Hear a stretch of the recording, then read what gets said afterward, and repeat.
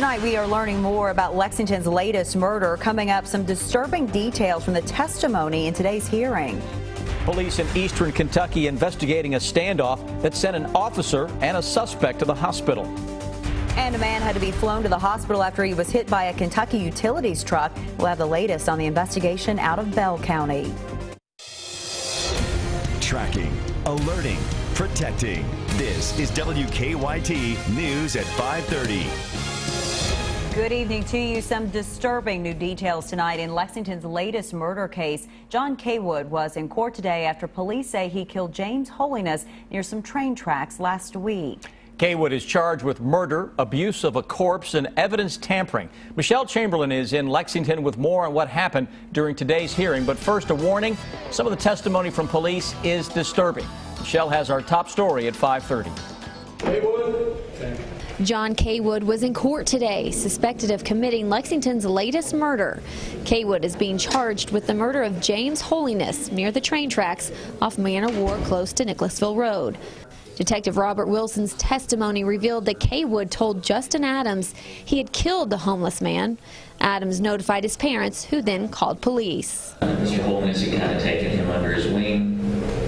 Mr. Adams also stated that during this time he encountered John Kaywood. Mr. Kaywood was also semi-homeless, and he had actually introduced the two. Additional graphic testimony by Detective Wilson described how police discovered the murdered 58-year-old the morning of October 14th.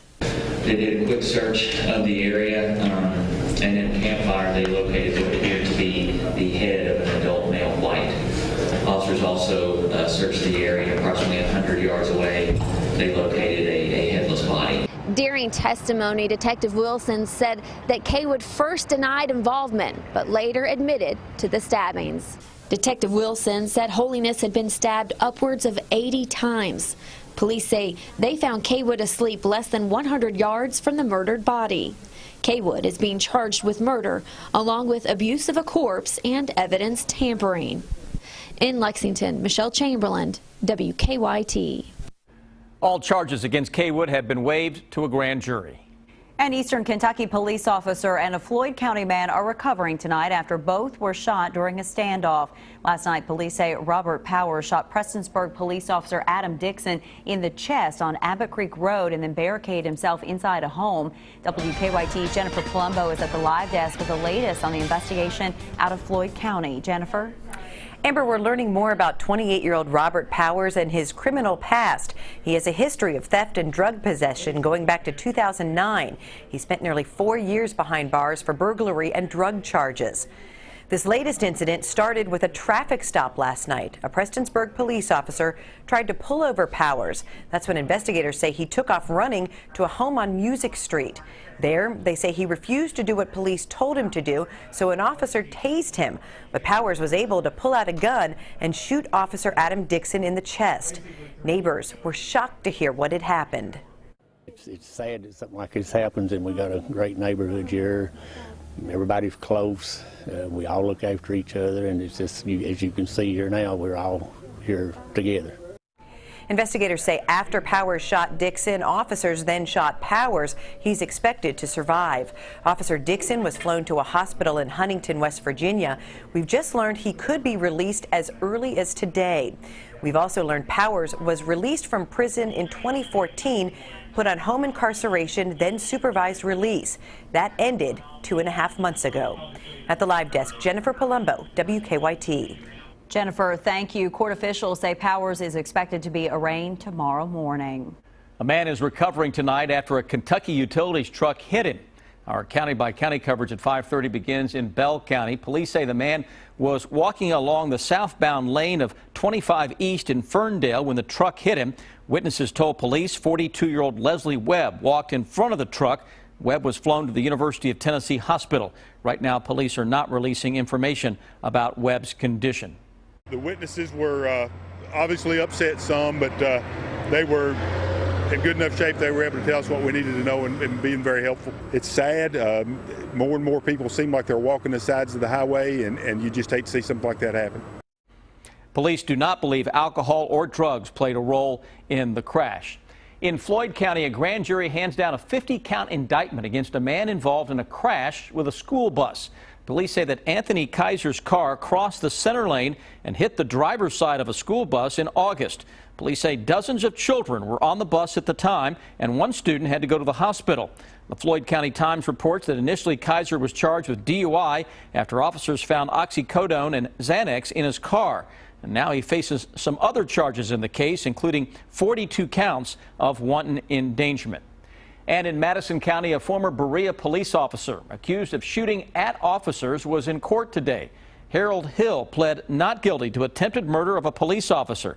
Investigators say last week Hill fired shots at officers before returning to his home on Raven Drive. They say he barricaded himself inside and surrendered several hours later. Hill is scheduled to be in court for a preliminary hearing on November 4th. A Laurel County man is in jail after police say he held a woman in her car against her will. State police arrested Joshua Music yesterday and charged him with unlawful imprisonment and assault. According to his arrest citation, he held the woman in her car for 45 minutes. Police say he also grabbed her hair, smacked her, strangled her, and poked her in the eye with his finger. Music is in the Laurel County Detention Center. It is another perfect fall day here in the Bluegrass. Sunny skies and temperatures in the 70s, but it looks like this pattern could be coming to an end. Chief Meteorologist Chris Bailey's tracking some changes ahead for us in the forecast. Yeah, it can't go on forever. This we know, and that end comes this weekend. So let's soak up each and every hour of the good stuff that we have out there now. Low 70s in all of central and eastern Kentucky as of now. A lot of sunshiny skies all day long. Winds have been a little gusty, been approaching 20 miles per hour at times. High pressure that is in control of the weather across parts of the mid-Atlantic states as of now, keeping our weather pattern kind of stuck in place at least for a few more days. Clouds to our north, cold front out to our west. Short-term forecast 65 at 7 o'clock will turn into the mid-50s by the time we reach 11 this evening. Some high clouds will be noted overall, though. It's a cool, not a cold evening like what we had just a few days ago. And this pattern is slowly beginning to head toward a pattern that will be conducive for a lot of action. We do have big changes that are blowing into town heading into the weekend. It is a busy 7-day forecast that includes at least a couple of rainmakers into central and eastern Kentucky. Guys, that's not exactly a bad thing. We need the rain here as we get ready to wrap up the month of October, and we'll talk about the possibility of some decent rain totals over the next few weeks when I come back in a few. Thank you, Chris. TV viewers are more likely than ever to end their cable or satellite subscriptions, saving up to hundreds of dollars a month. A new report finds that younger viewers are leading the exodus. When Josh Horowitz and Ellen Saltzman watch TV, they grab the remote, but there's no cable box to point at. Everything they watch is online. When I finally cut the cord and got rid of cable, I didn't feel like I lost out on very much. The couple get their TV shows from online streaming services like Netflix and Hulu, and they're part of a growing trend of people dumping cable. A study from Maggot Associates finds 3.7% of people plan to end their cable service, up from 1.9% in 2011. I didn't even have a TV in college. I think a couple of my roommates did, but I just use my computer. I imagine that this will continue to grow. Maggot Advisors President Mike Vorhaus says about 30% of people quit cable because of the cost, but almost half do it because they're happy with what they can find online. And that content continues to grow with more and more media companies offering streaming services. So I do think this will be more common in the years ahead, and it's really just starting right now. Cable and satellite companies are cutting rates in an effort to keep the customers, but analysts say that likely won't stop a steady stream of people from cutting the cord in the future. And what may be more telling, 20% of those surveyed say they have never subscribed to a pay TV service. That big push comes mostly from younger people who never felt the need to have cable. A survey also found that 61% of people with cable are interested in getting a smaller number of channels for a lower price. The Breeders' Cup is now a little more than a week away, and hundreds of extra people are on hand to help with this historic event. WKYT's Rebecca Smith shows us how organizers are planning to deal with the extra crowds. It's a story that's new at 5:30. It doesn't just take big bucks to attend one of the horse world's most premier racing events.